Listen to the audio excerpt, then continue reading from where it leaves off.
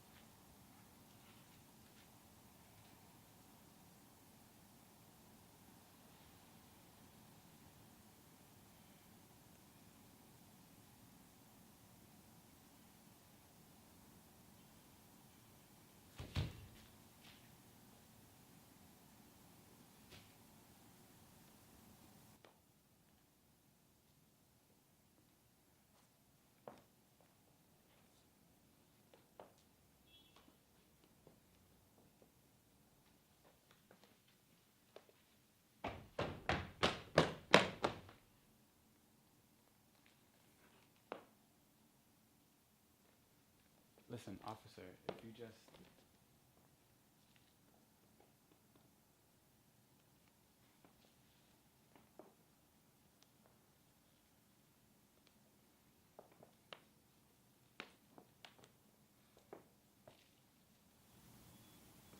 I, who caught a cold by looking at a stone and became anxious on seeing a landscape with no one in it, grew up thinking myself maimed.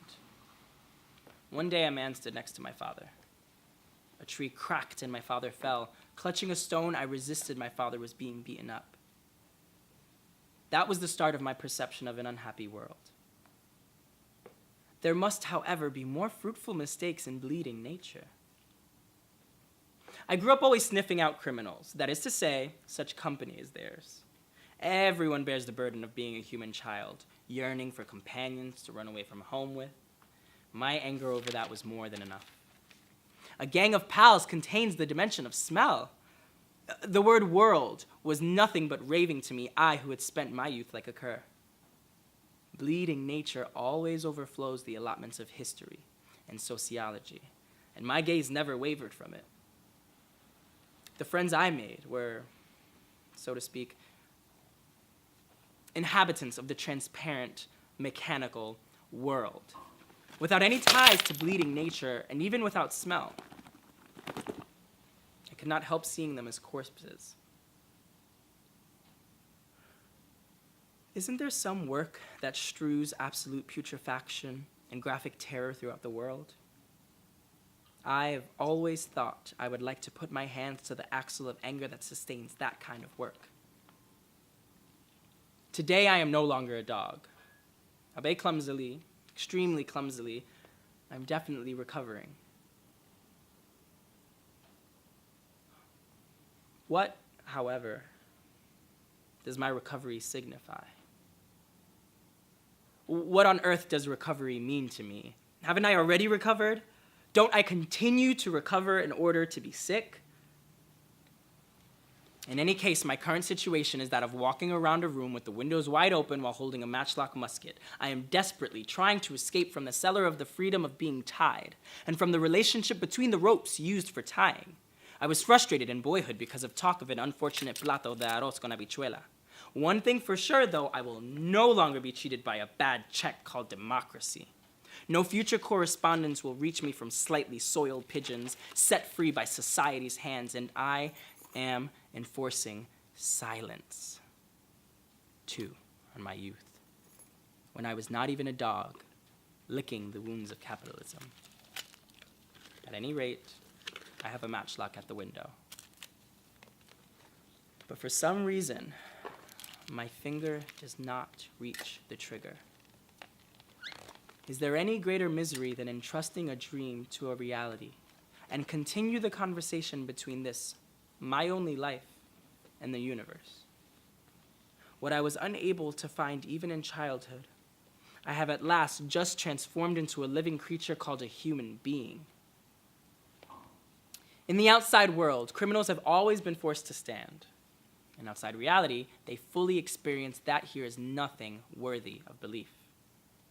From various standpoints, a family for them cannot be a single unit where they are able to sit. First of all, I posit to begin with a composition in which I stand and they are made to stand. I walk and they are made to walk. All of a sudden, they run and I too run. I fall down, they run. They get up without any injury from where they fell. Why? Is the place where they get up different from that where I get up bleeding?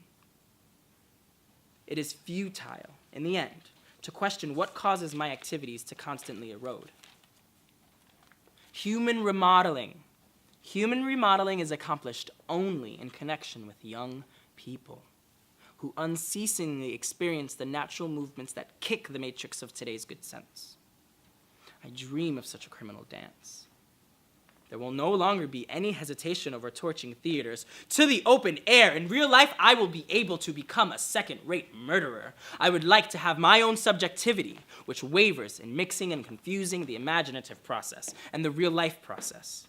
I would like to be sitting, without even a passport, smack in the middle of a mistake.